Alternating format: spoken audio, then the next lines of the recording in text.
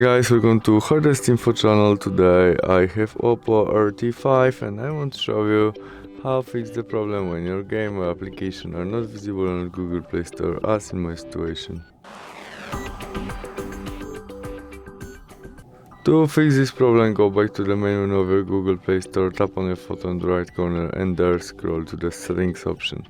In it we have our family and their parental controls. As you can see now, I have PG3 to visible game or application as Mobile Legends game. We need more than PG3. To change it, tap on it and enter your connect pin to your parental controls. Now we can change it from PG3 to maybe allow all included, underrated, confirmed by Godit and save. You can also turn off your parental controls by switch off. And that's all. We can go back and try search Mobile Legends games again, which is visible right now, and we can easily install it. Thanks for watching, see you soon, bye.